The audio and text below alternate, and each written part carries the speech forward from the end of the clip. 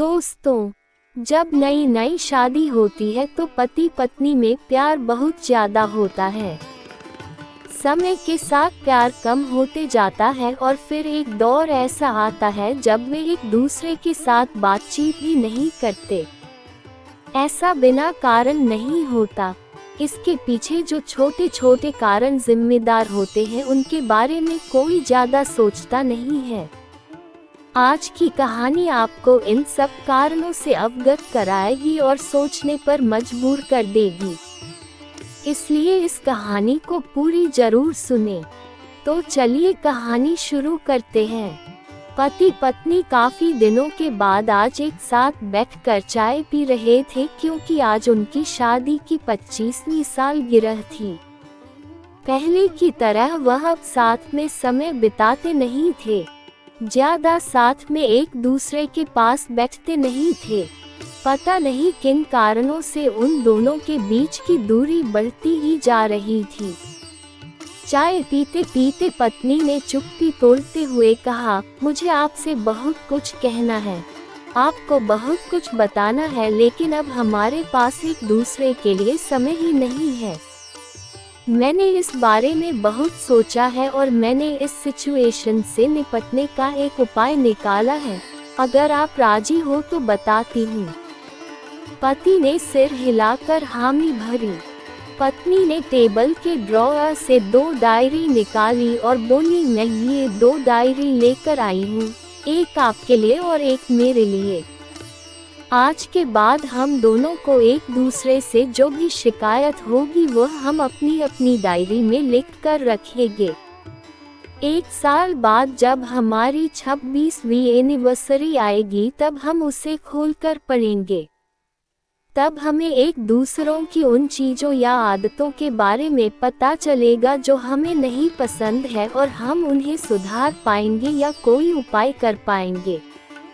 पति को भी पत्नी का आइडिया पसंद आया और उसी दिन से डायरी में लिखना शुरू हो गया। देखते ही देखते 1 वर्ष बीत गया और 26वीं एनिवर्सरी का दिन आ गया। पति पत्नी दोनों ही डाइनिंग टेबल पर बैठकर चाय पी रहे थे और पास में दोनों की अपनी अपनी डायरी रखी हुई थी जो उन्होंने एक दूसरे के साथ बदल दी। चाय खत्म करके पहले पति ने पत्नी की डायरी पढ़नी शुरू की। उस डायरी में काफी सारी शिकायतें थी, जैसे कि आज होटल में ले जाने के लिए वादा किया था लेकिन फिर भी नहीं लेकर गए। आज मेरे मायके से मेहमान आए थे, उनके साथ पति ने अच्छे से बात नहीं की। कितने महीनों बाद आज मेरे लिए साड़ी लाए लेकिन पुराने डिजाइन की। आज मेरे सीरियल देखने के समय पति ने चैनल बदल कर न्यूज चला दी। आज गीला तौलिया सोफे पर छोड़ दिया। ऐसी कई सारी शिकायतें थी। डायरी को पढ़ते पढ़ते पति की आंखों में आंसू आ गए। पति को काफी अफसोस हुआ। वो अपनी पत्नी से बोला, मुझे इन गलतियों के बारे में एहसास ही नहीं था, लेकिन अब मैं तुमसे वादा करता हूँ कि ऐसी गलतियाँ मैं अब फिर से नहीं दोहराऊंगा। अब पत्नी ने पति की डायरी खोली।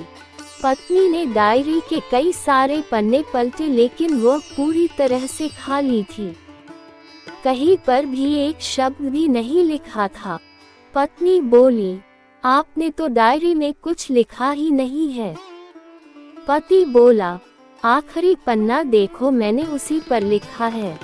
उस पन्ने पर लिखा था, तुमने मेरे लिए और मेरे परिवार के लिए इतने सालों में जो त्याग किया है और हम सबको जितना प्यार दिया है, उसके आगे मैं तुम्हारे खिलाफ इस डायरी में कुछ भी नहीं लिख सकता। और इससे भी जरूरी, मुझे कभी तुम में कोई कमी देखने की इच्छा हुई ही नहीं। ऐसा नहीं है कि तुम में कोई कमी नहीं है, लेकिन तुम्हारे प्यार, समर्पण और त्याग के आगे तुम्हारी कोई भी कमी बहुत छोटी है। मेरी अनगिनत गलतियों को नजरअंदाज करके तुमने इस कठिन जीवन में मेरे साए की तरह साथ दिया है और हमेशा मेरे साथ खड़ी रही। तुम ही बताओ, कोई भी अपने ही साए में दोष निकाले तो निकाले कैसे। अब पत्नी की आंखें नम थी। पत्नी ने पति के हाथ से अपनी शिकायतों की डायरी ले ली और उसे जला दिया। पति पत्नी का रिश्ता एक दूसरे पर विश्वास पर टिका होता है और उसी से वह मजबूत होता है।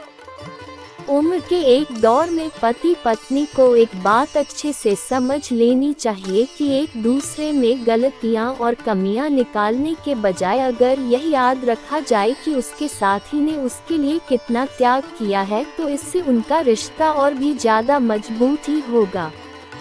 दोस्तों, छोटी सी इस कहानी को सुनाने के पीछे मेरा प्रयास है कि इन दिनों पति पत्नी में बढ़ती जा रही दूरियां कम हो सके और खासकर गलत फहमियों की वजह से या सिर्फ बात ना करने की वजह से बढ़ती जा रही दूरियों को आराम से शांति से बैठकर बात करके कम किया जा सकता है या खत्म भी किया जा सकता है।